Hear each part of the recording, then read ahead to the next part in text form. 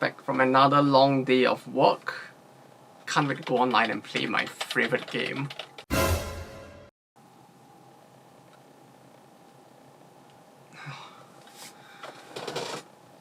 Man. Yeah, I guess I could wait. I guess I could like crawl back in my hole pit and like do something else in the meantime. I just come back later. It's no big deal. One eternity later. Okay. Maintenance should be done now. I think I sprained my chest muscle a little. Trying to get back in the hole, and that's not a bit. I think I actually did sprain it, but that said, I can't wait to see how done the maintenance is so that we can get right back into the... What do you mean emergency maintenance? I've been waiting so long for this god fucking thing! Has this ever happened to you? If so, you might need to consider going outside and touching some grass, cause this doesn't seem to be really healthy. But either way, I'm sure that most of us have at some point in our lives played some form of live service game, be it an MMO, a mobile game or whatever not. And some of you might be wondering, like, especially for those of you who as a kid came back home after school and had to sit through like the entire time period, wondering why this game is taking so long with its maintenances. Why can't I play my game? Or worse still, you managed to enter the game but only for 5 minutes before they booted you out of the server because of some kind of weird issue that they really had to fix that ended up taking a few hours instead. And so your entire plans of playing your super cool MMO game with your friend actually ended up being a waste of time because you both couldn't play it in the end. So for those of you who are wondering, well, I have not worked on an MMO, unfortunately. That was one thing I never really got a chance to, but as someone who has worked in live service, live ops titles in the past, I figured let's talk about maintenances and what makes them tick. And maybe we can look into why they are the way they are, and do they even need to be the way that they presently are. Let's peep this out.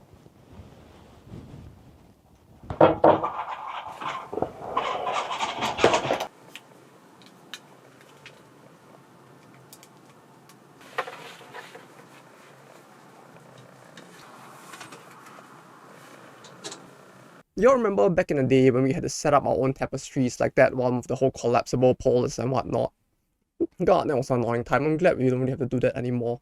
But anyway, when it comes to game maintenances, there are many reasons why a company would want to have them in the first place. But for the most part, you can really split all of these maintenances into one of two types.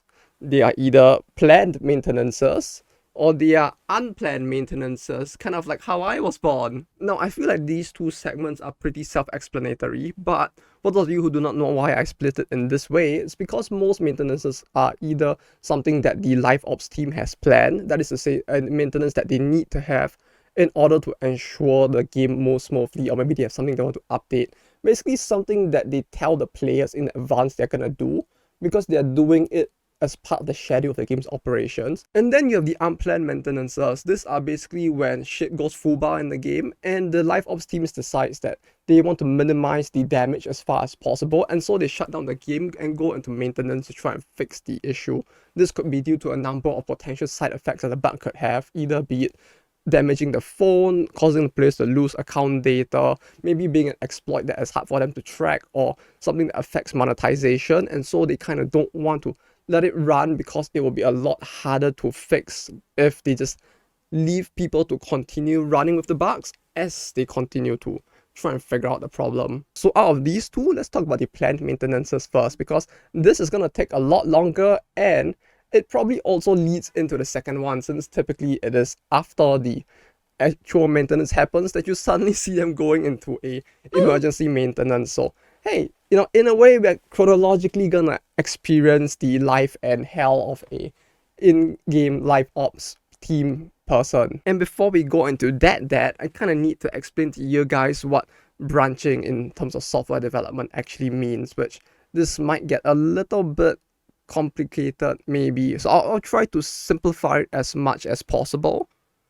And maybe we can get a graphic or two drawn by yours truly, the guy who clearly does not suck at the drawing at all whatsoever. Just look at the Gartic phone streams. So you can think about the game, as in the application itself, as a constantly growing tree, and along the way it starts to have branches that start to stick out from the side.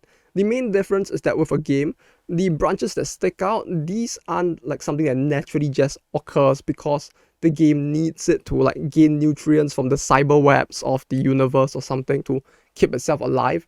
Rather, when it comes to software development, branching is typically where you have the main version of the game that is the trunk, and you're creating a branch of it that sticks out, wherein you would put all of the new data whenever you need to update the game, and then you would first test it there before putting all of it back into the trunk. So you can think of it as the game goes up and then it splits out a little, and in that split, which is typically cut off from the main game itself or the main application, you would then begin to test out all the new content you want to put in, be it the code, the new characters, the data, the art, everything that you want to ensure it's fully functional. You would first test it there, and then once all of that is done, you would then put it back into the trunk, and then you would then move on to the next branch and do the same thing again. This also makes it a lot cleaner and organized for the team, since once you're done working on the version before the update has come, you can then just leave that branch there and then move on to working on the one after it, so on and so forth. So you will always have the game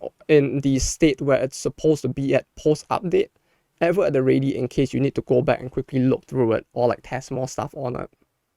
Now, needless to say, if we're gonna go into like, yeah, but what if I change stuff below and have a version on top, and then like we're gonna go into like all sorts of very annoying things that are gonna trigger my PTSD, which we don't really want, so we're not gonna talk about it. But yeah, basically all of this is then done and uploaded to a test server of the game. Basically just a version of the game that is separated from the one you guys would actually play on, that's used specifically by the developers to test stuff out. And all of the game's data and everything will basically be put up there, and the QC and QA teams would then begin to check all of the data, the code, and everything that's been put in to try and, as far as possible, ensure that there are no bugs. Sometimes the companies would use external firms such as Kinsha, for example, which are QC firms, to do all of these checks for them, and sometimes they would do it in-house, kind of like what Koei Tecmo did with some of the games I worked on there in the past, where they have a subsidiary in another country who you then have to coordinate with, who would then check through the game for you. But yeah, as a result, in the perfect world, what basically could happen is that you would create the branch, work on the next one, and then you could just basically do this over and over again until you basically have all the data prepped for 1 year going forward. yeah, that's never actually gonna happen, but hey, we can all dream, right? But basically, this is all done to separate out the versions, and once all of this is done, you basically would have the prepared version of the game that will be used on the day of the maintenance. And yeah, with a large enough team, sometimes when it comes to the server side as well, you would have multiple servers, each checking different versions of the game simultaneously. Wherein, like, for one of the bigger titles I worked in the past, you actually had, I think, like 8 servers, out of which 4 would be used at a time, basically to check 4 different versions that were in different states of having the data complete, allowing the people who are supposed to check the individual points of data to be able to just go to each individual server and basically stably check to ensure that everything is in. So maybe you have one where you have the gacha data on its own, one with the character data, then maybe one with all of the event data in, and the last one would be the one as close to the actual production version of the update as possible. And you can basically just streamline the whole checking of the data, because let's face it, like nobody really likes to do the data checking part of it. It's like the most boring part of all of this, because you're just staring at numbers and JPEGs to ensure that nothing is wrong. The hold up, we're not done yet. Even after you've done all of this, you have done all your checks, you have prepared the version, everything is ready, you still need to, if you're on a mobile platform like many of the live ops games nowadays, all the mobile games out there, you still need to apply to both Google and Apple. Saying both like that is very annoying, so we just call them Google from now on. You need to send the updated version of the app to Google, and they will begin to do their own internal checks for it. The same for all of the marketing deliverables that you might have. For example, wanting to change the app's icon or all of the banners at the bottom of the app, showcasing like what event might be happening at the time. Or if you're one of those people who actually uses the whole like ad page on Google, which you would also have to file an application with them to have the stuff go up on the day itself. Typically, Apple is a lot stricter with this process than Google, congratulations to you Apple users out there. I guess the spirit of Steve Jobs is still watching and spywaring over you guys from the heavens.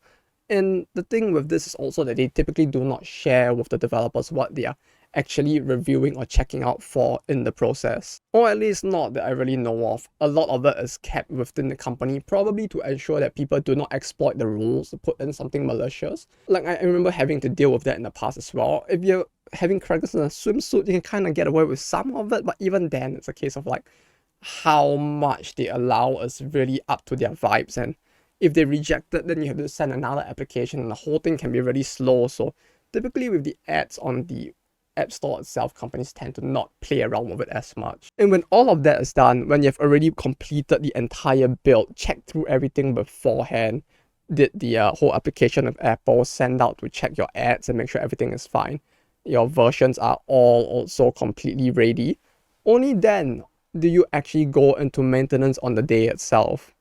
So you might be thinking then, but Mr. Salaryman, then what the fuck are they doing in the maintenance if they've already done everything? Well, the thing with the maintenances is that, truth be told, they actually don't need to typically be as long as they tend to. But we'll get into that as we get there.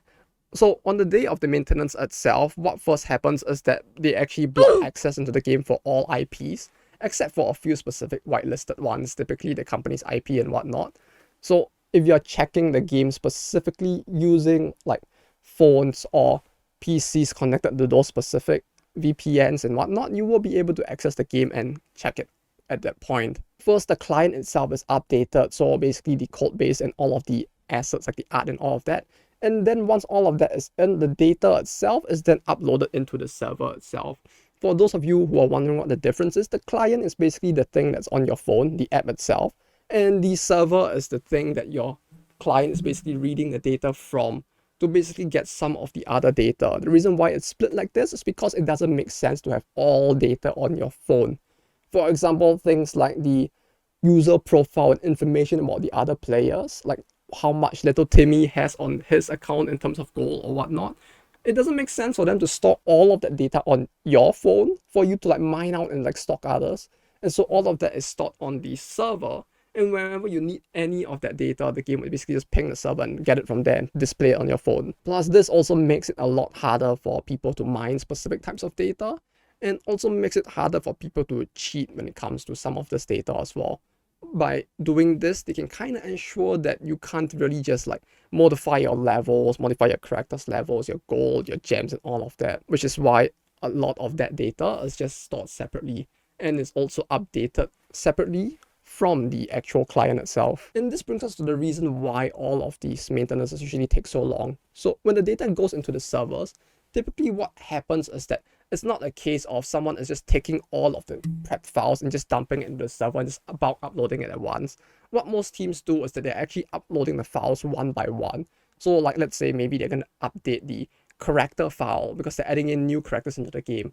They will basically update that file into the server, and just before they push the OK button, they're just gonna look through all of the data and eyeball it once again to ensure that none of the data that's not supposed to go in is going in, and all the data that needs to be there is in proper. And they're just gonna do this for every single file one after another.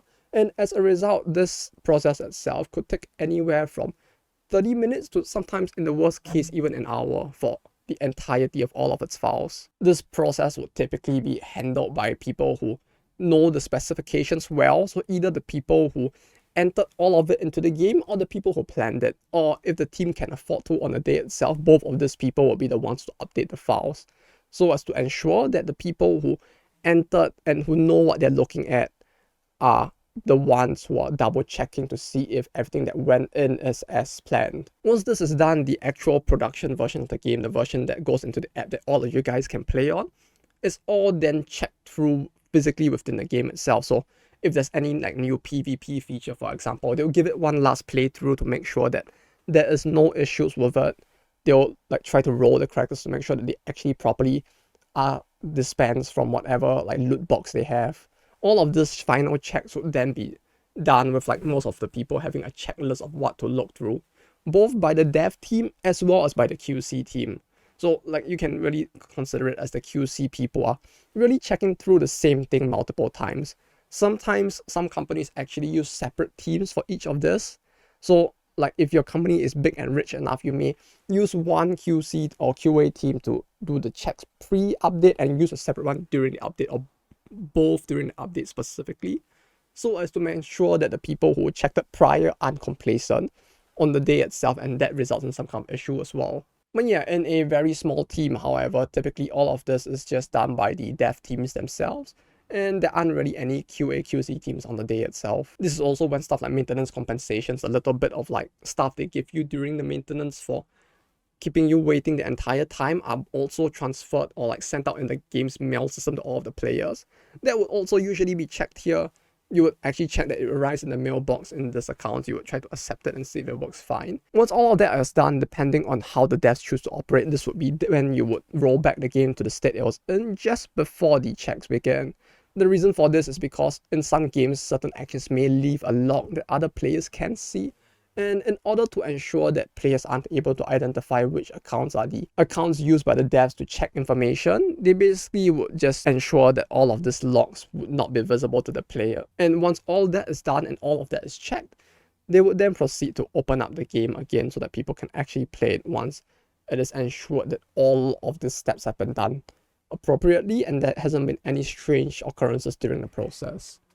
And yes, this is where some of you might already be grabbing the edges of your screen. I can't really grab mine because like I don't want to touch the camera's lens and potentially damage it. But yeah, we just do this. It looks accurate enough, I think.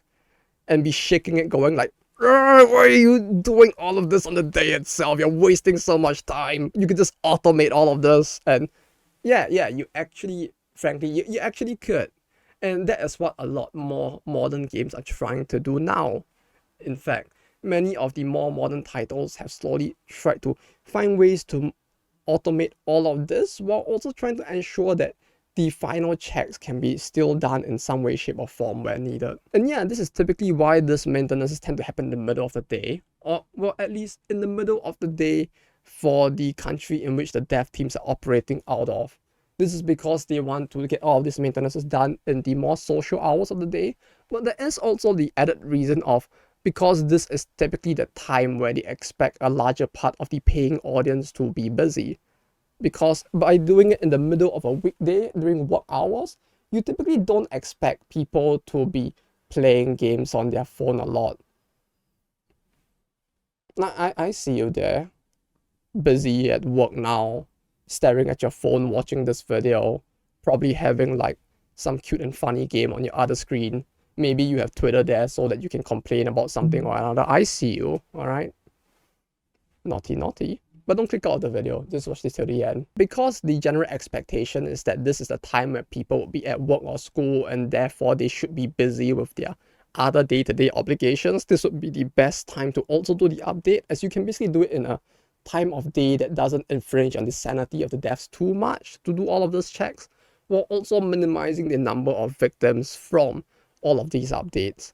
Typically when you check for most games, it does tend to end at around, especially in the past 5 or 4 p.m. So most working adults not too much affected. Kids, you scrubs gonna get like shit on. That happened to me as a kid as well, to be honest. But nowadays you start to see that some games like Blue Archive, for example, do it at 7 p.m. Japan time, so that by the time the maintenance goes live, it's at the time when most people will be either on the way home or finally already home.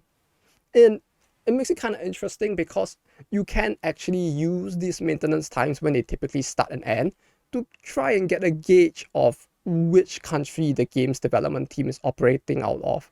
If you live in America and your American global app has some weird maintenance time like 1 a.m. to 7 a.m. or something, it might actually imply that the team that is working on updating your version of the game may not even be like located in America, and this can happen for some titles.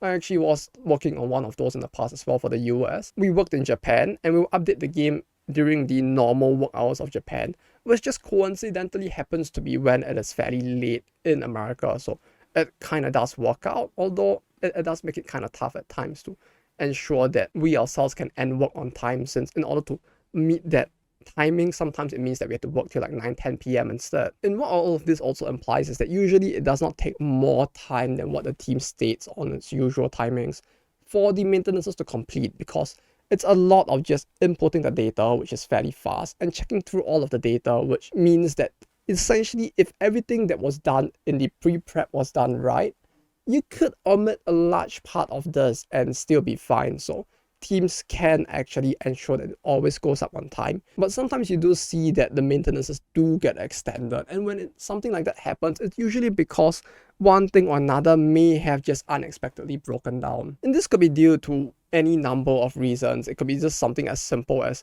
for some reason, the code or the data uploaded into the client or server respectively was not the fully completed version, where somebody just made an oopsie. Maybe a bug slipped to QA, or they found a very edge case bug on the spot, which, for those of you who do not know what edge case is, no, it's not the thing where you open in CSGO to like get a knife that you're going to sell for like $1 or something. We're talking about a situation which is so out of the ordinary that you typically do not expect it to happen.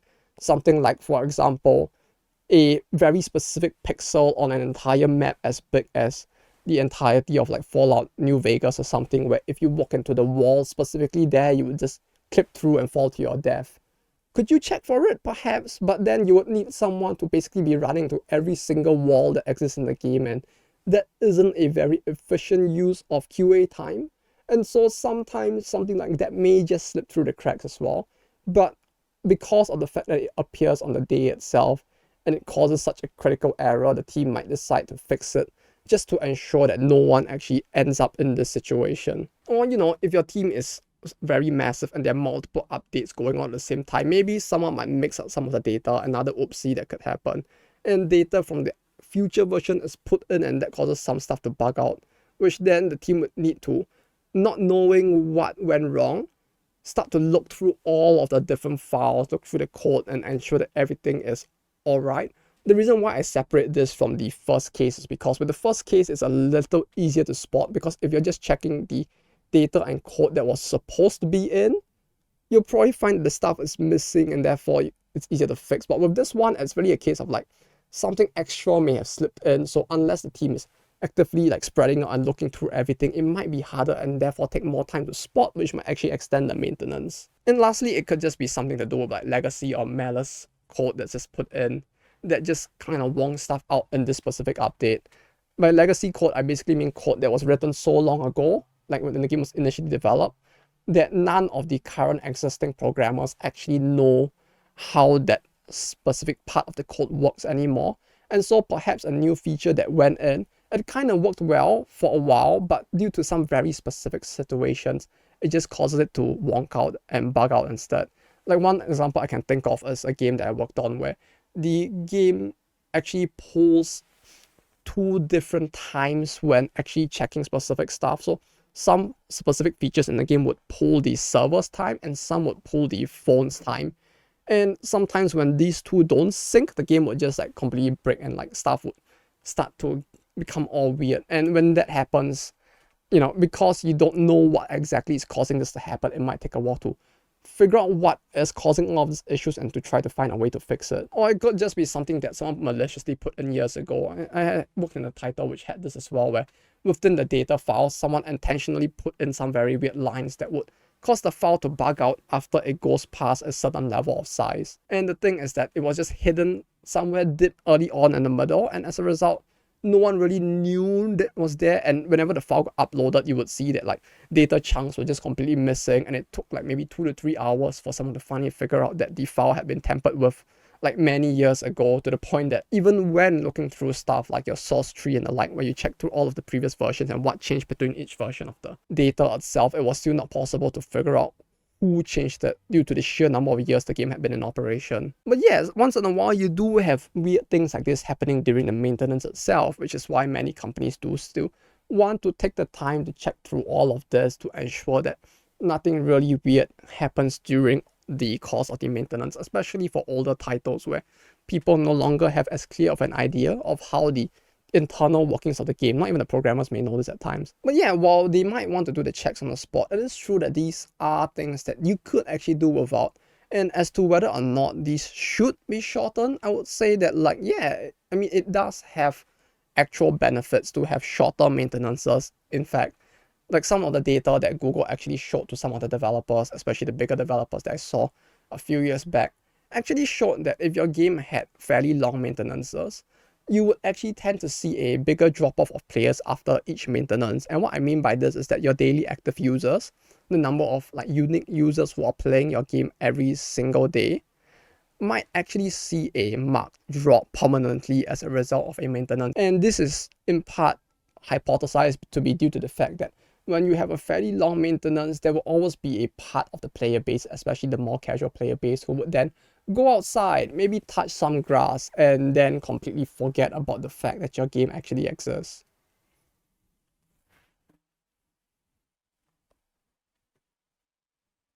What the fuck am I doing here? What? Not gonna lie, I actually did lose my train of thought doing that. So see, the grass actually works. But yeah, as a result, there is an argument for companies to reduce maintenances in general, both in terms of the frequency that they have the maintenances, and this is something you see with like many of MiHoYo's games where they're doing maybe one maintenance per update, and an update is like maybe a month, sometimes even more at a time.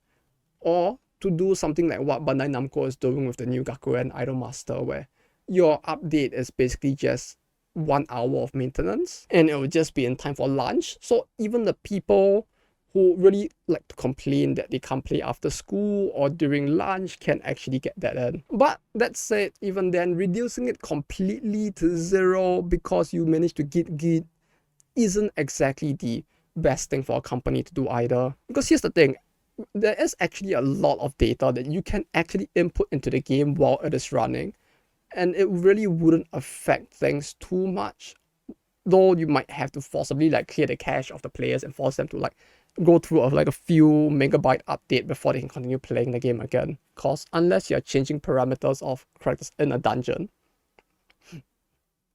no, even if you were doing that, for the most part it will be fine, because if the player is in a dungeon, it tends to be an instance where you can basically do the entire instance without data being like read until the end of the dungeon for many games. So you won't even really be affected by like a character being nerfed if you're midway through a dungeon in many of these games. And the new characters being added in aren't gonna bug your game instantly, since most people, including you, probably would not possess them yet. So you won't really end up in a situation where the game instantly bugs out just because like you suddenly have to deal with a character that has been added to the game and your version of the game does not have the data required to understand like what the fuck it's looking at. If the update is big enough, even on a data side, some companies might still want to do this. And it also is the case that, especially for the client side updates, when you need to change something in the code itself, or like you want to add in more assets, you probably want the players to all be forced to update it instantly.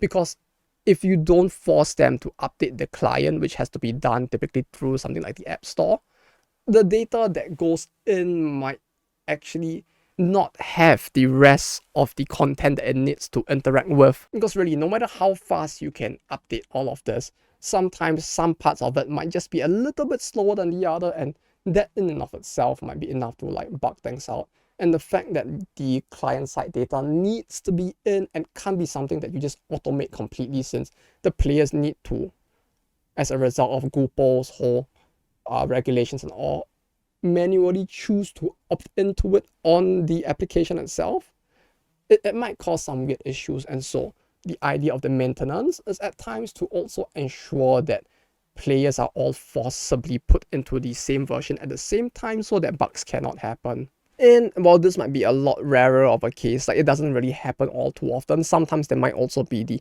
necessity to maintain the actual physical servers themselves. And during this kind of periods as well, the idea of the maintenance is a period to basically block players from entering the game so that all of this can be worked on is also something that happens. Personally, I really have not seen that happen all too much, because more often than not nowadays, most companies are also just using someone else's servers like the Amazon Web Services or whatnot. And while there are some that do use their own physical servers, the propensity for you to need to like constantly physically maintain it are not as big. So typically this type of maintenance tends to be a lot rarer, at least. So yeah, in case I have been rambling for too long and you think like, what the fuck is this like old man going on about with her?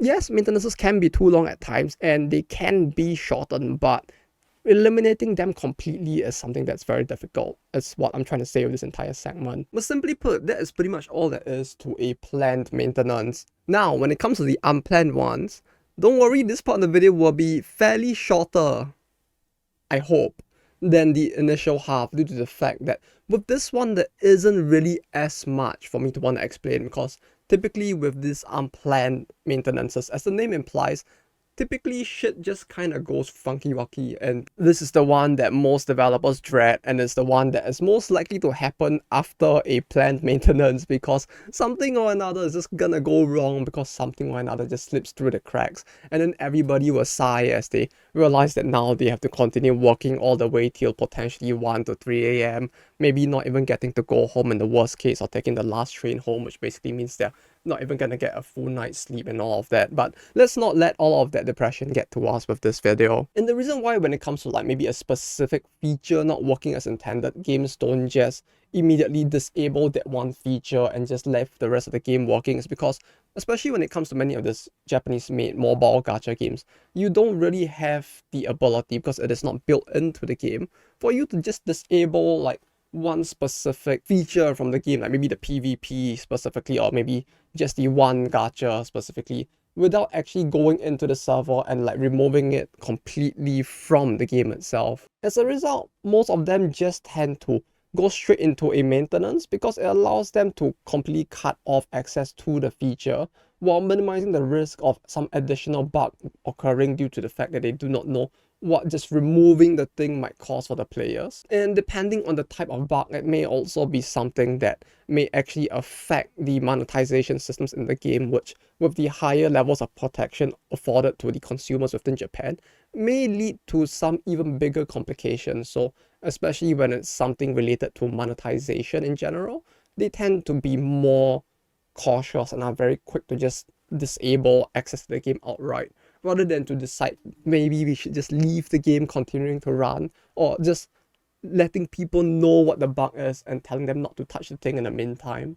Once the game goes into maintenance, basically everybody who is involved with it just kicks into high gear. The programmers start to trawl through everything that has entered the game, trying to figure out if there has been issue code side. Then maybe once that is done, they, along with the designers, or as they call them, the planners in Japan, will then look through all of the data and try to see if they can find the issue on that end as well. And once the issue is found, the team will then try to fix it and maybe set a time limit or a time when they expect the game to open, so that they can immediately communicate it to the players, so they don't have to worry about when the game is finally going to get back up and constantly check their phones. And also to ensure that people know when to come back, so as to minimize the possibility of people stopping the game during the period because they simply put down their phones for an extended potential period and just do something else instead.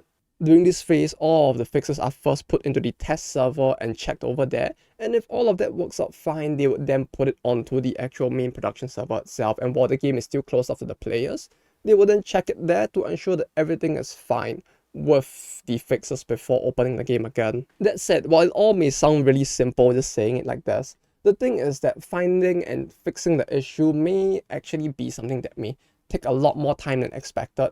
With most games, typically you see it taking a few hours tops, but in the worst case, some of the other like gacha games that come out and then instantly end servers, where it just takes more than a day, maybe it even takes a week. I think there was a game from Konami. I think the game was called Love Plus Every, and the game initially launched on the last day of October the 31st, went into emergency maintenance on the 2nd of November, and then it just stayed in maintenance till the 9th of December, and then it just EOS the year after in August, so it didn't even manage to last a year after that. And so when it gets long enough, sometimes the game's developers may just leave it and just come back the next day and work on it. You know, just trying to make sure you work on a normal schedule that isn't just too horrific overall, so they can ensure that when they come back, they're still fresh enough to continue trying to figure out and fix the issues at hand. And it could be a whole slew of issues that could have happened there. It could have been that some critical issue was written into the code that was just not noticed till this point, or maybe something happened on the server side that they just had to find a way to fix, or even just something with the data itself that was put into the game.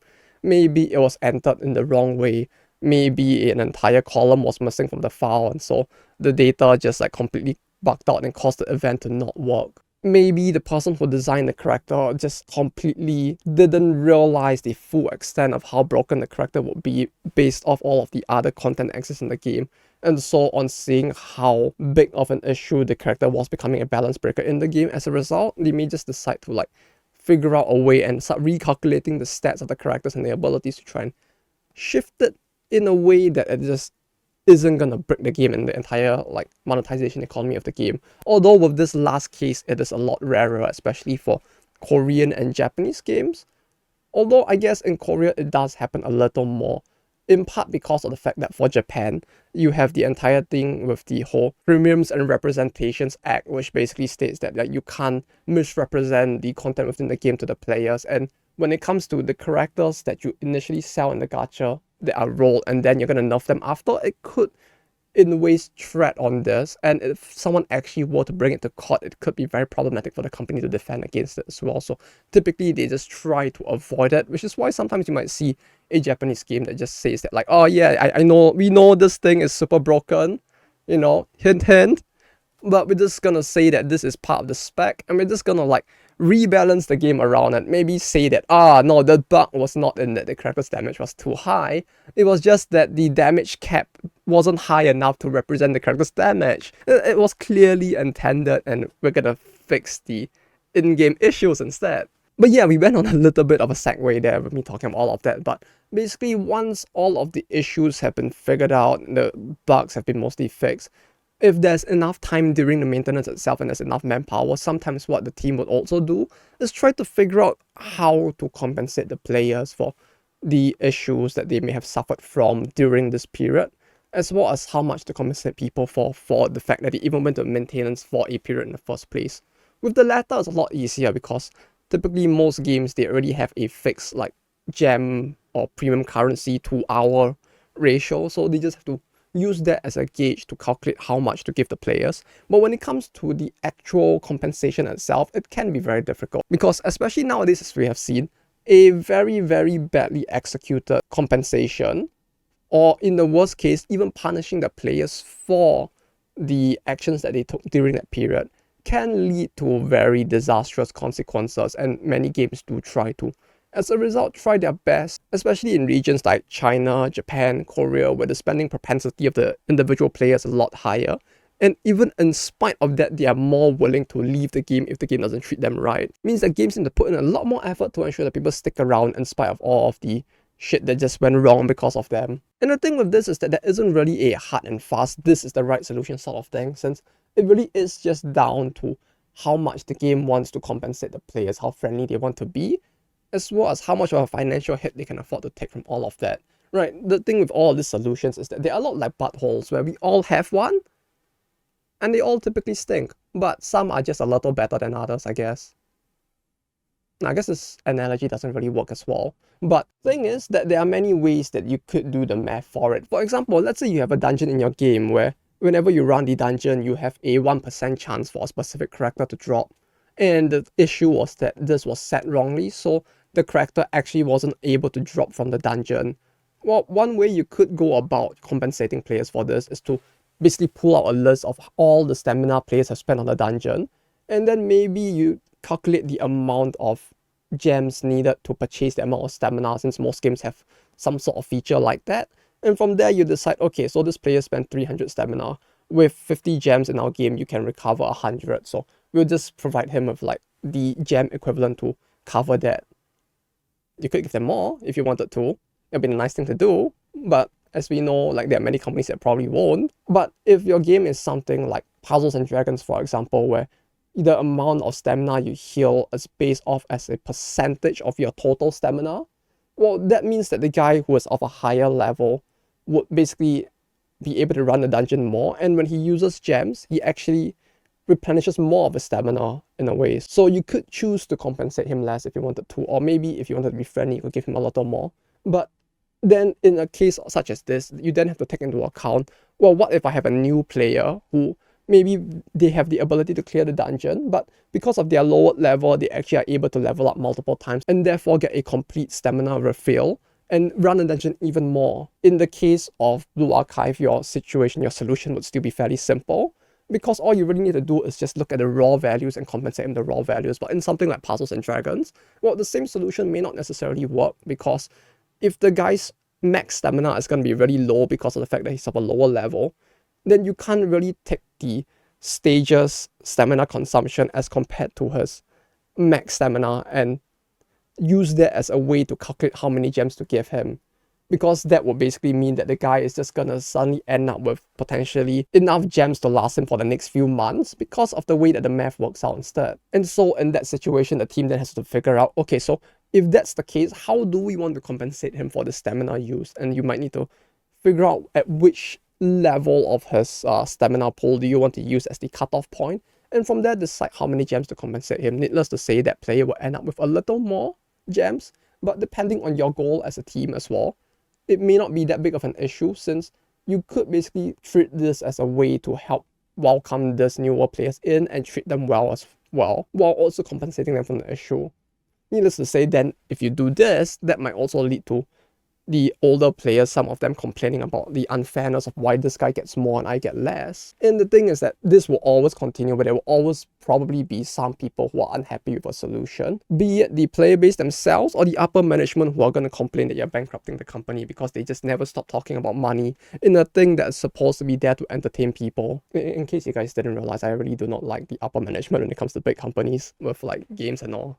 But yeah, if in the worst case, the team just simply does not have the manpower to calculate this during the maintenance itself, sometimes you might see them end the maintenance and then put up an announcement saying something like, we are investigating the issue further and we'll come out with the compensations and announcements at a later date. That is typically what happens when the team manages to fix the issue, but they want more time to take in what has just happened and try to figure out the best possible compensation, while at the same time not wanting to piss off the players into thinking that they're not bothering at all with trying to compensate them for all of the issues that had happened. But yeah, typically these emergency maintenances are what actually separates a good live ops team from the great ones in a way, because when you're under the pressure of money basically being burnt, your boss is breathing down your neck complaining about that, all while you're trying to figure out what the issues are, while also trying to do it in the most clean and speedy way so that your player base aren't too hurt by it as well, because then your bosses complain even more on top of everything else. It really takes a person who is very, very calm and collected and able to, in spite of everything basically burning around them in like that one meme, still try to figure out as quickly as possible what the issues are and fix it without causing even more bugs to occur. And it is something that really does come with a lot of experience, as the more you work with the title, the more you understand how it functions, like code-wise as well as data side. It makes it a lot easier to pinpoint many of these issues, and also allows one to be a lot more calm when resolving all of this. You know, I do remember like when I first joined the team as well, for one of the earlier projects when I was very, very fresh to the industry, it's like, there was a part of me, like my hand was literally like just shaking, like, fuck, I can't fuck this up, I can't fuck this up. And then like, you have the vets there who are just like super calm. They'll just like quickly move around, point out, do this, do that. All right, quickly, we need to do this now. Quick, here are the numbers. We need to figure out how best to calculate this. And they do everything so smoothly that it's really cool to see. But at the same time, kind of terrifying that they have gotten so used to like everything burning around them that like they're able to work that efficiently. But yeah, the ability to work well under this kind of pressure is something that is very important, especially for live ops titles, simply because and it feels very bad to put it this way, but like these issues, they do tend to pop up a lot more than one might think, especially in countries in like Japan, where you tend to just not have people who are as checked in or locked in when doing their job, as the Zoomers would say it. Right, they ain't cooking as well. Okay, I should stop with that. But in part because of the fact that the game industry in and of itself tends to hire in a lot of people without very much experience, and the mobile game industry in Japan likes to do that even more. Like, I actually knew people who were being recruited into the teams that I worked in who are like bankers by trade. They had worked in a bank for like 5-6 years. No game dev experience at all whatsoever, being brought into the team because they really liked the game that we were working on. And it's like, it feels very bizarre even now thinking that that was happening in the first place. But because stuff like this is quite a norm, you do tend to see that like sometimes there are people in the team who just may not be as effective at catching the issues before they happen because they don't have as good a clear idea of what might cause these issues to happen in the first place. And when it comes to fixing the bugs on the spot, they tend to be a bit more jittery and panicky because there's a lot less that they know about how the game works, and therefore sometimes parts of the game just look like absolute magic to them, kind of the same way that the Space Marines treat their funny tech robot mechas and all. But yeah, for the most part, this is what tends to go on behind the scenes when it comes to maintenances for live ops titles within Japan. Now, needless to say, you can actually split these two sections into even more subsections, I don't deny that, but for the simplicity of trying to explain it to everyone, you can probably just treat it as these are the two main types of maintenances, and this is how the flow goes on within these types of maintenances as well. Is there stuff that I potentially may have forgotten to talk about in the video? Maybe. Perhaps there is. If there is, still feel free to let me know in the comments down below. I am not sure if there's enough stuff to make a follow-up video, like going over the rest of the things, but maybe if there is, we could also do that as well. But that said, that's all for me from today. From me for today. Thank you all for watching. We'll probably be going into more event as well as Kasoge videos after this, in part because of the fact that, like, by the time you're seeing this, probably like Comic Cat is just a week or two away, so I might be a little busy with that and all. Hopefully I don't die from the summer heat during the event. And to those of you who are going to the event as well, I hope you enjoy. I'll be there as well. I don't know if I'll be able to like answer stuff on the fly. Maybe I could on Discord and stuff if the internet connection would allow me to. So yeah, if there's anything else you guys want to know about the event as well, just feel free to let me know somewhere or another. And if there's more stuff you're interested in knowing about game live ops in general, do feel free to leave a comment or join Discord. I don't like give lessons on Discord or anything, but we do talk about stuff here and there, so maybe it'll be interesting. But that said, thank you all for watching. Thank you to the super cool people who help support the channel monetarily as well. You and them, all very cool people. But that said, until next time, take care and bye-bye. Damn it!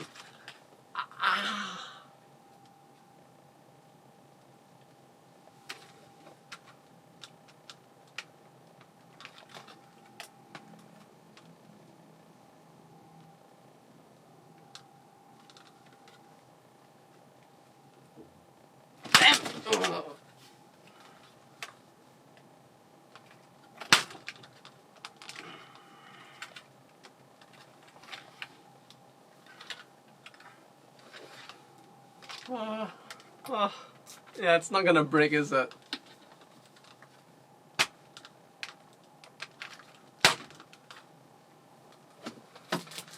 Okay, I should stop.